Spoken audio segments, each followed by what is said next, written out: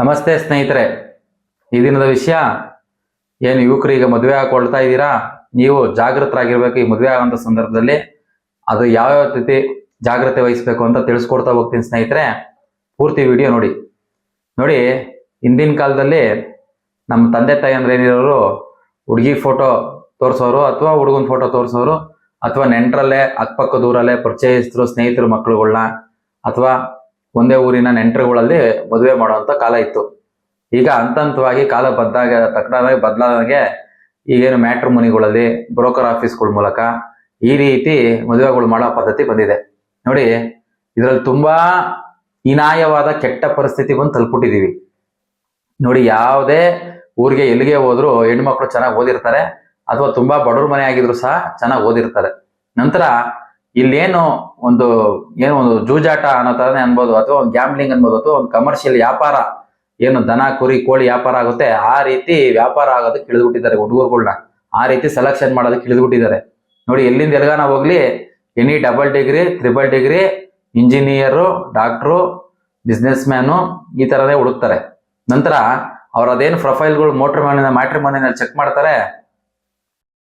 ಅವನ್ಗೆ ಒಳ್ಳೆ ಮಾನವೀಯತೆ ಇದೆಯಾ, ಯಾವುದು ದುಶ್ಚಟಗಳಿಲ್ವಾ, ಹುಡುಗ ಆರೋಗ್ಯವಾಗಿದ್ದಾನ, ಮನೆ ಕಡೆ ತಂದೆ ತಾಯಿ ಒಳ್ಳೆಯವರ, ಅವ್ರ ಸುತ್ತಮುತ್ತ ವಾತಾವರಣ ಒಳ್ಳೇದಾ, ಇದನ್ನ ಯಾವುದು ನೋಡ್ತಾ ಇಲ್ಲ ಯಾರನ್ನು. ಏನ್ ನೋಡ್ತಾ ಇದ್ದಾರೆ, ಎಷ್ಟು ಕಾರ್ ಇದೆ, ಎಷ್ಟು ದುಡ್ಡಿದೆ, ಎಷ್ಟು ಬ್ಯಾಂಕ್ ಬ್ಯಾಲೆನ್ಸ್ ಇದೆ, ಎಷ್ಟು ಸಂಬಳ ತೆಗಿತಿದ್ದಾನೆ, ಅದನ್ನ ಫಸ್ಟ್ ನೋಡೋದೇ ಅದನ್ನ ಅವರು. ಹುಡುಗಂದು ಏನು ವಿಚಾರಿಸಲ್ಲ. ಈ ರೀತಿ ವ್ಯಾಪಾರಕ್ಕೆ ಇಳಿದ್ಬಿಟ್ಟಿದ್ದಾರೆ.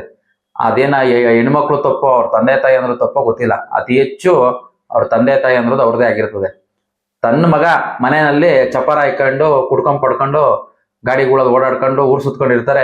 ಆದ್ರೆ ಮಗ ಅಳಿಯಾಗಿ ಬರೋಂತ ಗೌರ್ಮೆಂಟ್ ಕೆಲಸದ ಇರ್ಬೇಕು, ಚೆನ್ನಾಗಿ ಶ್ರೀಮಂತರಾಗಿರ್ಬೇಕು, 25-35 ವಯಸ್ಸಿಗೆಲ್ಲ ಸೆಟ್ಲ್ ಆಗ್ಬಿಟ್ಟಿರ್ಬೇಕು, ತಂದೆ ತಾಯಿ ಜೊತೆಲಿ ಇರಬಾರ್ದು. ಈ ರೀತಿ ಹುಡ್ಕಕ್ ಶುರು ಆಗ್ಬಿಟ್ಟಿದ್ದಾರೆ ಅಲ್ವಾ. ತುಂಬಾ ಚೆನ್ನಾಗಿ ಅರ್ಥ ಮಾಡ್ಕೊಬೇಕು. ನೋಡಿ, ನೇರ ಹೇಳ್ತಾ ಇದ್ದೀನಿ. ನಾವು ಅನೇಕ ಜನ ಯುವಕರುಗಳನ್ನ ನಮ್ಮ ಸ್ನೇಹಿತರುಗಳು ಸುತ್ತಮುತ್ತ ನಾವು ಗಂಡು ನೋಡಕ್ ಹೋದಾಗ, ಅಥವಾ ಯಾವ್ದಾನ ಮ್ಯಾಟ್ರಿಮೋನಿ ಆಫೀಸ್ಗಳಿಗೆ ಹೋಗಿ ನಾವು ಏನು ಎಂಟ್ರಿ ಮಾಡಿಸ್ತೀವಿ ನಮ್ಮ ಡೀಟೇಲ್ಸ್ಗಳನ್ನ, ಅಲ್ಲೆಲ್ಲ ನಾವು ಕೂಲಂಕುಷವಾಗಿ ಹತ್ರದಿಂದ ನೋಡಿದೀನಿ. ಅದರಿಂದ ನನಗೆ ಇಷ್ಟೊಂದು ಅನುಭವದಿಂದ ನಾನು ಹೇಳ್ತಾ ಇದ್ದೀನಿ. ನೋಡಿ, ಇದು ತುಂಬಾ ವ್ಯಾಪಾರ. ಏಂತಕ್ಕೆ ಅವನ್ನೆಲ್ಲ ನೋಡ್ತಾರೆ ಅಂತಂದ್ರೆ, ನೋಡಿ, ಯಾವ ಲೈಫ್ ಸಹ ಈಗಿನ ಕಾಲಕ್ಕೆ 1 ವರ್ಷನೋ 2 ವರ್ಷನೋ 6 ತಿಂಗಳು 10 ವರ್ಷನೋ 5 ವರ್ಷ ಅದ್ರ ಮೇಲೆ ಎಲ್ಲೂ ಬಾಳ್ಮೆ ನಡೀತಾ ಇಲ್ಲ, ಎಲ್ಲೂ ಜೀವನ ನಡೀತಾ ಇಲ್ಲ. ಪ್ರತಿಶತ ಒಂದು 70% 60% ತಲುಪಿಟ್ಟಿದ್ದಾರೆ. ಏನು ಹುಡುಗ ಚೆನ್ನಾಗಿ ಶ್ರೀಮಂತ ಆಗಿದ್ದು, ಚೆನ್ನಾಗಿ ದುಡ್ಡು ಮಾಡ್ದವನೇ, ಚೆನ್ನಾಗಿ ಗೌರ್ಮೆಂಟ್ ಕೆಲಸದವನೇ ಅಂತಂದ್ರೆ ಸಂಬಳದಲ್ಲಿ ಅರ್ಧ ದೋಚ್ಬೋದು, ಡೈವರ್ಸ್ ಆದಾಗ ಚೆನ್ನಾಗಿ ದುಡ್ಡು ಕಿತ್ಕೊಬೋದು ಅವ್ರ ಹತ್ರ ಅನ್ನೋದೇ ಇವ್ರ ಮೈಂಡ್ ಸೆಟ್ ಆಗಿರ್ತದೆ. ಇಲ್ಲಾದ ಅಕಸ್ಮಾತ್ ಏನಾರ ಹೆಚ್ಚು ಕಮ್ಮಿ ಆಗಿ ಸತ್ರೆ ಮಕ್ಳಿಗೆ ಆಸ್ತಿ ಬರ್ತದೆ. ಬರೀ ಇದೇನೆ ನಾವು ನೋಡ್ಬೇಕಾಗಿರೋದೇನು, ಒಳ್ಳೆ ಹುಡುಗನ್ನ ಅವ್ರು ಕೇಳ್ಬೇಕಾಗಿರೋದೇನು, ಹುಡುಗನ ಹತ್ರ ಎಷ್ಟು ಆಸ್ತಿ ಐತೆ, ಎಷ್ಟು ಓದಿದ್ಯಾ, ಅಥವಾ ಏನೇನು ಸಂಪಾದನೆ ಮಾಡಿದ್ಯಾ, ಯಾವ ತರ. ಅದಲ್ಲ. ನಿಮ್ ತಂದೆ ತಾಯಿ ಗೌರವ ಎಷ್ಟಿದೆ, ಗುರು ಹಿರಿಯರ ಬಗ್ಗೆ ಭಕ್ತಿ ಎಷ್ಟಿದೆ, ದೇವ್ರಂದ್ರೆ ಭಯ ಭಕ್ತಿ ಇದೆಯಾ, ಪ್ರಕೃತಿ ಅಂದ್ರೆ ಭಯ ಭಕ್ತಿ ಇದೆಯಾ, ಅವನ್ನ ಯಾವ್ದು ದುಶ್ಚಟಕ್ಕೆ ದಾಸನಾಗಿಲ್ವಾ, ಅದನ್ನ ಎಲ್ಲೂ ಕೇಳೋದಿಲ್ಲ. ಅಥವಾ ನಿಮ್ಮ ಏನ ಹುಡುಗಿ ಇರ್ತಾರೆ ಮಾತಾಡೋ ಸಂದರ್ಭದಲ್ಲಿ ನೀವೇನ್ ಜೀವನದಲ್ಲಿ ಗುರಿ ಇಟ್ಕೊಂಡಿದ್ದೀರಾ, ಜಗತ್ತಿಗೆ ಏನಾದ್ರು ಒಳ್ಳೇದ್ ಮಾಡ್ಬೇಕು ಅಂತ ಇಟ್ಕೊಂಡಿದ್ದೀರಾ, ತಂದೆ ತಾಯಿಗಳ ಮೇಲೆ ಎಷ್ಟು ಪ್ರೀತಿ ಇದೆ, ನಮ್ಮ ತಂದೆ ತಾಯಿ ಯಾವ ರೀತಿ ನೋಡ್ತೀರಾ, ಈ ತರ ಎಲ್ಲ ಕೇಳ್ಬೇಕು. ನಿಮ್ ಜೀವನದಲ್ಲಿ ಗುರಿ ಏನಿದೆ, ನಿಮ್ದೇನಾರು ಕನ್ಸ್ಕೊಂಡಿದ್ದೀರಾ, ಈ ತರದ ಏನಾದ್ರು ಒಂದು ಏನು ದೇಶಕ್ಕೆ ಏನಾದ್ರು ಒಳ್ಳೇದ್ ಮಾಡೋದು, ಅಥವಾ ಏನಾದ್ರು ಒಂದು ಕನ್ಸ್ಕೊಂಡಿದ್ದೀರಾ, ಒಳ್ಳೆ ಅದನ್ನ ಅಚೀವ್ಮೆಂಟ್ ಮಾಡೋಂಥದ್ದು, ಜೀವನದ ಏನಾದ್ರು ಸಾಧನೆ ಮಾಡಿದ್ದೀರಾ, ಜಗತ್ತಿಗೆ ಏನಾದ್ರು ಉಪಯೋಗ ಆಗೋ ಆ ತರದ ಏನಾದ್ರು ಗುರಿ ಇದೆಯಾ, ಈ ತರ ಎಲ್ಲೂ ಕೇಳಕ್ ಹೋಗಲ್ಲ, ಯಾರು ಕೇಳಕ್ ಹೋಗಲ್ಲ. ಎಲ್ಲ IIT double degree triple degree ಓದಿರೋ ಹುಡುಗರು ಹೋಗ್ತೀರಾ. ಅವ್ರ ಹತ್ರ ಯಾವ್ದು 3 ಕಾಸಿಗೆ ಒರೆಯೋದಿರಲ್ಲ. ಅವ್ರಿಗೆ ಯಾವ್ದು ಸಹ ಸಾಮಾಜಿಕ ಕಳ್ಕಳಿರೋದಿಲ್ಲ, ಅವ್ರಿಗೆ ಜನರಲ್ ನಾಲೆಜೇ ಇರೋದಿಲ್ಲ. ಅತಿ ಹೆಚ್ಚು ಓದಿದ್ದಾರೆ ಅಂತಂದ್ರೆ, ಅತಿ ಹೆಚ್ಚು ತಿಳ್ಕೊಂಡಿದ್ದಾರೆ ಅಂದ್ರೆ, ಅತಿ ಹೆಚ್ಚು ಸಂಬಳ ಬರ್ತಾ ಇರ್ತದೆ. ಇನ್ನೊಬ್ರ ಹತ್ರ ಗುಲಾಮಗಿರಿ ಕೆಲ್ಸಕ್ಕೆ ಹೋಗ್ತಾ ಇರ್ತಾರೆ ಅಷ್ಟೇನೆ, ಇನ್ನೇನು ಇಲ್ಲ. ನೋಡಿ, 7ನೇ ಕ್ಲಾಸು 10ನೇ ಕ್ಲಾಸು PUC ಫೇಲ್ ಆಗಿರ್ತಾರೆ ಹುಡುಗರುಗಳು, ಚೆನ್ನಾಗಿ ಒಳ್ಳೆ ಬಿಸ್ನೆಸ್ ಮಾಡ್ತಾ ಇರ್ತಾರೆ, ಕಂಪ್ನಿಗಳು ಕಟ್ಟಿರ್ತಾರೆ, 10 ಜನಕ್ಕೆ ಕೆಲ್ಸಕ್ಕೆ ಸಂಬಳ ಕಟ್ಕೊಂಡಿರ್ತಾರೆ. ಇವ್ರು ಓದಿರೋದನ್ನೆಲ್ಲ ಚೆನ್ನಾಗಿ ಓದವ್ರೆ ಅಂದ್ರೆ ಇನ್ನೊಬ್ರ ಹತ್ರ ಗುಲಾಮಗಿರಿಗೆ ಹೋಗ್ತಾ ಇರ್ತಾರೆ. 1 ಲಕ್ಷ ಸಂಬಳ ಬರ್ಬೋದು, 2 ಲಕ್ಷ ಸಂಬಳ ಬರ್ಬೋದು. ಅವ್ರಿಗೆ ಬೇಸಿಕ್ ನಾಲೆಜ್ ಇರಲ್ಲ. ಏನ್ ತಂದೆ ತಾಯಿಗೆ ಆರೋಗ್ಯ ಕೆಟ್ರೆ ಎಲ್ಲಿ ಹಾಸ್ಪಿಟ್ಲ್ ಕರ್ಕೊಂಡು ಹೋಗ್ಬೇಕು ಗೊತ್ತಿಲ್ಲ, ಏನು ಎಂಟಿಗೆ ಸಮಯ ಕೊಡ್ಬೇಕು ಗೊತ್ತಿಲ್ಲ. ಅವ್ರದ್ದಾದ್ರೆ ಏನು ಶನಿವಾರ ಭಾನುವಾರ ರಜಾ ಸಿಗ್ತದೆ, ಅವಾಗ ಮಾತ್ರ ಕುಡ್ಕೊಂಡು ಪಡ್ಕೊಂಡು ಊರ್ ಸುತ್ತಕ್ಕೆ ಶಾಪಿಂಗ್ ಮಾಡೋದಕ್ಕೆ ಅಷ್ಟು ಗೊತ್ತಿರ್ತದೆ. ಮಾನವೀಯ ಮೌಲ್ಯಗಳು ಒಂಚೂರು ಇರೋದಿಲ್ಲ. ಏನಿರ್ತದೆ ಅವ್ರ ಹತ್ರ ಸ್ಕಿಲ್, ಒಳ್ಳೆ ಬುದ್ಧಿವಂತರು, ನಮ್ಮ ತಂದೆ ತಾಯಿನೂ ಅವ್ರ ತಂದೆ ತಾಯಿ ಅಂತ ನೋಡೋವಂಥವ್ರನ್ನ ನಮ್ಮ ಅಕ್ಕ ತಂಗಿರ್ನ ಅವ್ರ ಅಕ್ಕ ತಂಗಿಯ ತರ ನೋಡತಾರ, ನಮ್ಮ ಕುಟುಂಬದವ್ರನ್ನ ಅವ್ರ ಕುಟುಂಬದವ್ರು ನೋಡತಾರ ಅಂತ ಹುಡುಗರುಗಳನ್ನ ಆಯ್ಕೆ ಮಾಡಬೇಕು. ಅವಾಗ ತಾನೇ ಒಳ್ಳೆ ಆರೋಗ್ಯಕರವಾದ ಸಂಬಂಧ ಬೆಳೆಯಕ್ ಸಾಧ್ಯ. ದುಡ್ಡು ಎಷ್ಟು ಕೋಟಿ ಇದ್ರೇನು, ಮನೆಯಲ್ಲಿ ಆರೋಗ್ಯ ಇಲ್ಲ ಅಂದ್ರೆ, ನೆಮ್ಮದಿ ಇಲ್ಲ ಅಂದ್ರೆ, ನಾವೇನು ಕಟ್ಕೊಂಡಿರ್ತೀವಿ ಗಂಡನೋ ಅಥವಾ ಹೆಂಡತಿನೋ ಹುಡುಗನೋ ಹುಡುಗಿನೋ, ಅವ್ರ ಹತ್ರ ಪ್ರೀತಿನೇ ಇಲ್ಲ ಅಂದ್ರೆ ಏನ್ ಮಾಡ್ತೀರಾ? ಮನೆ ತುಂಬಾ ಬಟ್ಟೆ, ಒಳ್ಳೆ ದೊಡ್ಡ ಸ್ವಂತ ಮನೆ, ತಿನ್ನೋದಕ್ಕೆ ಒಳ್ಳೊಳ್ಳೆ ಊಟ, ಎಲ್ಲ ಆಳು ಕಾಳು ಕಾರ್ ಡ್ರೈವರ್ಗಳು ಎಲ್ಲ ಇತ್ತು ಅಂತಂದ್ರು ಅದೆಲ್ಲ ವ್ಯರ್ಥ ಅಲ್ವಾ? ಪ್ರೀತಿ ತೋರ್ಸೋರು ಇಲ್ಲ ಅಂದ್ರೆ, ನಮ್ಗೆ ಸಮಯ ಕೊಡೋರಿಲ್ಲ ಅಂದ್ರೆ ನೀವು ಅತಿ ಹೆಚ್ಚು ಹುಡುಕ್ಬೇಕಾಗಿರೋದು ನೋಡಿ, ಹುಡುಗರಿಗಾಗ್ಲೂ ಹೇಳ್ತೀನಿ ಅಥವಾ ಹುಡುಗರಿಗಾಗ್ಲೂ ಹೇಳ್ತೀನಿ, ನೀವು ಒಳ್ಳೆ ವ್ಯಕ್ತಿನ ಆಯ್ಕೆ ಮಾಡ್ಕೊಬೇಕು, ಮಾನವೀಯ ಮೌಲ್ಯಗಳು ಇರುವಂತ ವ್ಯಕ್ತಿಗಳನ್ನ ಆಯ್ಕೆ ಮಾಡ್ಕೊಬೇಕು. ಅವಾಗ ಸಾಧ್ಯ ನೀವು ಒಳ್ಳೆ ಪಾರ್ಟ್ನರ್ನ ಕಳ್ಕೊಳಕ್ ಸಾಧ್ಯ. ಏನೋ ಅಕ್ಕಪಕ್ಕದಲ್ಲಿ ವಯಸ್ಸಾಗೈತೆ ಮದುವೆ ಮಾಡ್ಬಿಡ್ರಿ, ಅಥವಾ ಮನೆಗೆ ಸೊಸೆ ಬೇಕು ಮದುವೆ ಮಾಡ್ಕೊಂಬಿಡ್ರಿ, ಅಥವಾ ಏನು ಹುಡುಗ ಬೇಕು ನಿಮ್ ಮಗಳಿಗೆ ವಯಸ್ಸಾಯ್ತಿದೆ, ಅಥವಾ ನಿಮ್ ಹುಡುಗಿ ಎಷ್ಟು ವರ್ಷ ಆಯ್ತು ಏನು ವಿದ್ಯಾಭ್ಯಾಸ ಮಾಡಿ ಮನೇಲಿ ಇಟ್ಕೊಂಡಿದ್ದೀರಾ, ಮದುವೆ ಮಾಡಿ ಕಳಿಸ್ರಿ ಅಂತ ಇರ್ತಾರ ಅಂತ ಕಳ್ಸಕ್ ಹೋಗ್ಬೇಡಿ. ಈ ತರ ಹುಡುಕ್ದಾಗ ಮಾತ್ರ ನಿಮ್ ಮಕ್ಳುಗಳು ಮದುವೆ ಆಗೋ ಸಾಧ್ಯ. ನೀವು ಹುಡುಗರುಗಳು ತುಂಬಾ ಜಾಗೃತರಾಗಿರ್ಬೇಕು. ಮದುವೆ ಆಗಂತ ಸಂದರ್ಭದಲ್ಲಿ ಯಾರಾದ್ರೂ ನಿಮ್ಮ ಆಸೆ, ನಿಮ್ಮ ಹತ್ರ ಇರೋ ದುಡ್ಡು, ಕಾರ್ ಎಷ್ಟಿದೆ, ಒಡವೆ ಎಷ್ಟಿದೆ, ಇಲ್ಲೆಲ್ಲ ಆಸ್ತಿ ಇಟ್ಟಿದ್ದೀರಾ ಅಂತ ಏನಾದ್ರು ಕೇಳ್ತಾವ್ರೆ ಅಂತಂದ್ರೆ ಅವ್ರನ್ನ ಫಸ್ಟ್ ರಿಜೆಕ್ಟ್ ಮಾಡಿ ಕಳಿಸ್ರಿ. ಬೇಡ, ಎದ್ದೋಗ್ರಿ ಮನೆಗೆ, ಫಸ್ಟ್ ಇಲ್ಲಿಂದ ಆಚೆಗೆ ಹೋಗ್ರಿ ಅಂತನ್ರಿ. ಫಸ್ಟ್ ನಿಮ್ ತಂದೆ ತಾಯಿ ನೋಡಿ, ಅವ್ರ ಗೌರವ ಕೊಟ್ಟು ಅವ್ರನ್ನ ಮರ್ಯಾದೆಯಿಂದ ಮಾತಾಡಿಸಿ, ಎಲ್ಲಿ ಯೋಗಕ್ಷೇಮ ವಿಚಾರಿಸಿ, ಯಾವ ರೀತಿ ಬೆಳೆದು ಬಂದಿದ್ದು ಈ ತರ ಎಲ್ಲ ವಿಚಾರಿಸಿ. ಆಸ್ತಿ ಪಾಸ್ತಿ ಕೇಳ್ಬಾರ್ದು, ಹುಡುಗನ ಗುಣನ ಕೇಳ್ಬೇಕು, ಹುಡುಗ ಹೆಂಗಿದಾನಂತ ವಿಚಾರಿಸ್ಬೇಕು. ಹುಡುಗನ ಬಗ್ಗೆ ತಿಳ್ಕೊಂತವ್ರೆ ಆದ್ರೆ ಅದು ನೋಡಿ ಒಳ್ಳೆ ಸಂಬಂಧ, ಒಳ್ಳೆ ಜನ ಅಂತ ಅರ್ಥ.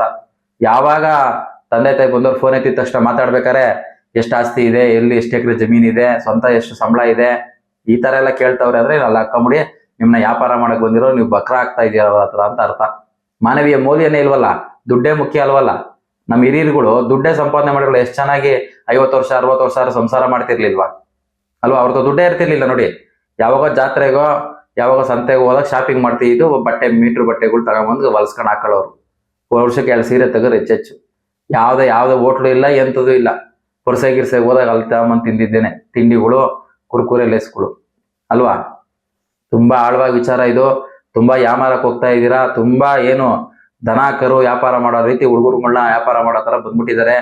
ದಯವಿಟ್ಟು ಇದನ್ನೆಲ್ಲ ನೀವು ಗುರುತಿಸ್ಬಿಟ್ಟು, ಹುಡುಗಿ ಚೆನ್ನಾಗಿದ್ದಾಳೆ, ಹುಡುಗಿನೂ ವಿದ್ಯಾವಂತೆ, ಹುಡುಗಿಗೂ ಚೆನ್ನಾಗಿ ಸಂಬಳ ಬರ್ತದೆ, ನಾನು ಚೆನ್ನಾಗಿ ಓದಿದ್ದೀನಿ, ಇಬ್ಬರದು ಮ್ಯಾಚಿಂಗ್ ಒಂದೇನೆ ಅಂತ ಅಂದ್ಬಿಟ್ಟು ಹೋಗ್ಬಿಟ್ಟು ಬಕ್ರಗಳಾಗ್ಬೇಡಿ. ಹುಡುಗಿರಾಗ್ಲಿ ಹುಡುಗರಾಗ್ಲಿ, ಹುಡುಗನ ಹತ್ರ ಒಳ್ಳೆ ಏನ್ ಜನರಲ್ ನಾಲೆಜ್ ಇರ್ಬೇಕು, ಮಾನವೀಯ ಮೌಲ್ಯಗಳು ಇರ್ಬೇಕು, ತಂದೆ ತಾಯಿನ ಗೌರವ ಪ್ರೀತಿ ನೀಡೋರಾಗಿರ್ಬೇಕು. ಅದನ್ನ ನೀವು ಹುಡುಕ್ಬೇಕು. ವ್ಯಾಪಾರ ಮಾಡಕ್ ಬತ್ತವ್ರೆ ಅಂತಂದ್ರೆ ಹುಡುಗಿ ಮನೇಲಾಗ್ಲಿ ನೀವು ಸರಿ ಎಷ್ಟು ದುಡ್ಡು ಹಾಕ್ತೀರಾ, ಎಷ್ಟು ಚಿನ್ನ ಕೊಡ್ತೀರಾ, ಆಮೇಲಿಂದ ಎಷ್ಟು ಡೌರಿ ಕೊಡ್ತೀರಾ, ಎಷ್ಟು ಸೈಟ್ ಕೊಡ್ತೀರಾ, ಕಾರ್ ಕೊಡ್ತೀರಾ, ಯಾವ ಚೌಟ್ರಿ ದೊಡ್ಡ ಚೌಟ್ರಿ ಮದುವೆ ಮಾಡ್ರಿ, ಇದೇ ಮ್ಯೂಸಿಕ್ ಇರಬೇಕು, ಆ ತರದ ಊಟಗಳೇ ಇರಬೇಕು ಅಂತೇನಾರ ಮಾತುಕತೆ ಮಾಡ್ತಾವ್ರೆ ಅಂತಂದ್ರೆ ಅಲ್ಲೂ ಸಹ ವ್ಯಾಪಾರ ಮಾಡ್ದವ್ರೆ ಹುಡುಗಿನ ಅಂತ ಅರ್ಥ. ನೋಡಿ, ನಿಮ್ಗೆ ಹೆಂಗ್ ಅನುಕೂಲ ಮದುವೆ ಮಾಡ್ಕೊಡಿ ಅಂತಂದ್ರೆ ಒಳ್ಳೆಯವ್ರವ್ರು. ನಿಮ್ಗೆ ಏನ್ ಶಕ್ತಿ ಅನುಸಾರ ಮದುವೆ ಮಾಡ್ಕೊಡ್ತೀರಾ ಪರವಾಗಿಲ್ಲ, ಮದುವೆ ಮಾಡ್ಕೊಡಿ. ನಿಮ್ ಹುಡುಗಂಗ್ ಹಾಕಂಗಿದ್ರೆ ಹಾಕ್ರಿ ಒಡವೆ, ಅಥವಾ ಹುಡುಗಿ ಹಾಕಂಗಿದ್ರೆ ಹಾಕ್ರಿ ಒಡವೆ. ಮುಖ್ಯ ಅಲ್ಲ, ಹುಡುಗಿ ಮುಖ್ಯ, ಹುಡುಗ ಮುಖ್ಯ ಅಂತ ಹೇಳ್ಬೇಕು. ಈ ತರದವ್ರು ಇರ್ಬೇಕು. ಮಾತುಕತೆ ಆಡ್ಬೇಕಾದ್ರೆ ಗೊತ್ತಾಗ್ಬಿಡ್ತದೆ. ಅನುಭವಸ್ಥರ ಜೊತೆ ಇಕ್ಕೊಂಡು ತುಂಬಾ ಜನ ಅನುಭವಸ್ಥರು ಇರ್ತಾರೆ ನಿಮ್ಮ ಸುತ್ತಮುತ್ತ, ಅವ್ರ ಜೊತೆ ಕರ್ಕೊಂಡೋಗಿ ಮಾತಾಡಿ ಡಿಸ್ಕಸ್ ಮಾಡಿ. ನಿಮ್ಮದೇ ವಯಸ್ಸಿರುವಂತವ್ರು ಸಮಾನ ಏನ್ ಹುಡುಗಿ ಇರ್ತಾರೆ, ಅವ್ರ ವಯಸ್ಸಿನಲ್ಲಿರೋ ಹುಡುಗರುಗಳಿಗೆ ಫೋಟೋ ಕಳ್ಸೋದು, ಚೆನ್ನಾಗಿದ್ದಾನ ನೋಡು ಅಂದ್ರೆ ಅವ್ರ ಅಂದ ಚಂದ ನೋಡ್ತಾರೆ, ತಲೆ ಕೂದ್ಲೈತಾ ಕೂದ್ಲಿಲ್ವಾ ನೋಡ್ತಾರೆ, ಗುಣ ಯಾರಿಗೂ ಕಾಣಲ್ವಲ್ಲ. ಆ ವ್ಯಕ್ತಿ ಜೊತೆ ಕುತ್ಕೊಂಡು ಮಾತಾಡೋದಾಗ ಗೊತ್ತಾಗುತ್ತೆ. ನೀವು ಹುಡುಗ ಹುಡುಗಿ ಕುತ್ಕೊಂಡು ಮಾತಾಡ್ಬೇಕಾದ್ರೆ ನಿಮ್ ಬದುಕಿನ ಗುರಿಗಳ ಬಗ್ಗೆ ತಿಳ್ಕೊಳ್ಳಿ. ನಿಮ್ ಬದುಕಿನ ಗುರಿಗಳು ಏನೇನ್ ಸಾಧನೆ ಮಾಡ್ಬೇಕು ಅನ್ಕೊಂಡಿದ್ರೆ ಅದ್ರ ಬಗ್ಗೆ ತಿಳ್ಕೊಳ್ಳಿ. ಏನ್ ದೇಶಕ್ಕೆ ಏನಾದ್ರು ಕೊಡುಗೆ ಕೊಡೋ ತರ ಏನಾದ್ರು ಪ್ಲಾನಿಂಗ್ ಕಂಡಿದ್ರ ನೋಡಿ, ಮಾನವೀಯ ಮೌಲ್ಯಗಳು ಎಷ್ಟಿದೆ ನೋಡಿ, ದಾನ ಧರ್ಮ ಏನಂತ ತಿಳ್ಕೊಳ್ಳಿ, ಅದ್ರ ಬಗ್ಗೆ ಚಿಂತನೆ ಮಾಡಿ. ಕುಟುಂಬನೆಲ್ಲ ಯಾವ ರೀತಿ ಕಾಪಾಡ್ಬೇಕು, ರಕ್ಷಣೆ ಮಾಡ್ಬೇಕು, ಅದ್ರ ಬಗ್ಗೆ ಡಿಸ್ಕಸ್ ಮಾಡಿ ಅಲ್ವಾ? ದುಶ್ಚಟಗಳು ಇರಬಾರ್ದು ನೋಡಿ. ಯಾವ್ದಾನ ಪಾನ್ ಪರಕ್ಕೋ, ಅನ್ಸೋ, ಸಿಗರೇಟೋ ಅಥವಾ ಕುಡ್ತವ್ರು ಏನಾದ್ರು ಮಾಡ್ಕೊಂಡಿದ್ದಾರೆ ಅಂದ್ರೆ ಅವ್ರು ಆಲ್ರೆಡಿ ಅದನ್ನ ಪ್ರೀತಿಸ್ತಾ ಇದ್ದಾರೆ, ಅವ್ರು ಆಲ್ರೆಡಿ ಅದ್ರ ಜೊತೆ ಇದ್ದಾರೆ, ಅವ್ರು ಅದನ್ನ ಮದುವೆ ಆಗ್ಬಿಟ್ಟಿದ್ದಾರೆ. ಅವ್ರು ಅದನ್ನ ಪ್ರೀತಿಸೋರು ನಿಮ್ನ ಯಾವತ್ತೂ ಪ್ರೀತಿಸಲ್ಲ, ನಿಮ್ ಜೊತೆ ಸಮಯ ಕೊಡೋದೇ ಇಲ್ಲ.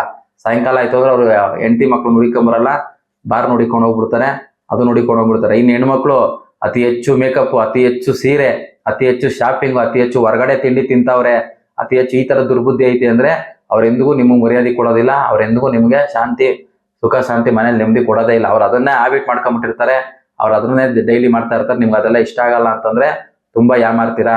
ನಮ್ಮ ಮನುಷ್ಯ ದರ್ಶನ ಯೂಟ್ಯೂಬ್ ಚಾನಲ್ ಅಲ್ಲಿ ಮದುವೆ ಆಗ್ಬೇಕಾದ್ರೆ ನೀವೇ ನಿಮ್ಮ ಮಕ್ಕಳ ಸಾಲಾವಳಿ ನೋಡಿ ಅಂತ ಒಂದು ವಿಡಿಯೋ ಇದೆ, ಅದನ್ನ ನೋಡಿ ಯಾವ ರೀತಿ ಸೆಲೆಕ್ಷನ್ ಮಾಡ್ಬೇಕು ಅಂತ ಅದ್ರಲ್ಲಿ ಹೇಳ್ಕೊಟ್ಟಿದ್ದೀನಿ ನೋಡಿ. ದಯವಿಟ್ಟು ಈಗಿನ ಕಾಲಘಟ್ಟಕ್ಕೆ, ಬದಲಾದಂತ ಕಾಲಘಟ್ಟದಲ್ಲಿ ನೋಡಿ, ಇನ್ನೂ ನಮ್ಮ ಮನೆಗಳ ಆಚಾರ ವಿಚಾರಗಳು ಇನ್ನೂ ಜೀವಂತವಾಗಿದೆ, ಎಲ್ಲೂ ಸಹ ಹೋಗಿಲ್ಲ. ನೀವು ಮದುವೆ ಆಗುವಂತ ಸಂದರ್ಭದಲ್ಲಿ ಹುಡುಕಿ ಮಾಡಿ, ನಿಧಾನ ಆದ್ರೂ ಪರವಾಗಿಲ್ಲ, 1 ವರ್ಷನೋ 2 ವರ್ಷನೋ ಒಳ್ಳೆ ಹುಡುಗನ್ ಹುಡುಕ್ಬೇಕು ಹೊತ್ತು ಎಷ್ಟು ಸಂಬಳ ತತ್ತಾ ಇದ್ದಾನೆ, ಅತಿ ಹೆಚ್ಚು ಶ್ರೀಮಂತರಿದ್ದಾರೆ ಅಂತ ನೋಡಕ್ ಹೋಗ್ಬೇಡಿ. ಒಳ್ಳೆ ಹುಡುಗಿನ ಹುಡುಕ್ಬೇಕು ಹೊರತು ಸೌಂದರ್ಯವಾಗಿರೋರು, ದುಡ್ಡು ಕೊಡೋರು, ಸೈಟ್ ಕೊಡೋರು, ಒಡವೆ ನೋಡೋರ್ನ ಹುಡುಕ್ಬೇಡಿ. ದಯವಿಟ್ಟು ಕುಟುಂಬಗಳೆಲ್ಲ ಹೋಗ್ಬಿಡ್ತದೆ. ನಿಮ್ಮ ಜೀವನ ಪರ್ಯಂತ ಜೀವನದುದ್ದಕ್ಕೂ ನಿಮ್ಗೆ ಯಾರು ಸಹ ಜೊತೆಲಿ ಇರೋದಿಲ್ಲ. ಇವಾಗ ಅರ್ಥ ಮಾಡ್ಕೊಂಡು ನಿಧಾನ ಆದ್ರೂ ಪರವಾಗಿಲ್ಲ, ಯೋಚನೆ ಮಾಡಿ ತಿಳ್ಕೊಂಡು ಮದುವೆ ಆಗಿ. ಏನಾರ ಈ ಮಾಹಿತಿ ಇಷ್ಟ ಆಯ್ತು ಅಂದ್ರೆ ನಿಮ್ಮ ಸ್ನೇಹಿತರು ಕುಟುಂಬಸ್ಥರು ತಲುಪಿಸ್ರಿ. ಎಲ್ಲರಿಗೂ ಒಳ್ಳೇದಾಗ್ಲಿ. ಓಂ ನಮಃ ಶಿವಾಯ. ಶಿವಾಯ ನಮಃ. ಆತ್ಮ ನಮಸ್ಕಾರ.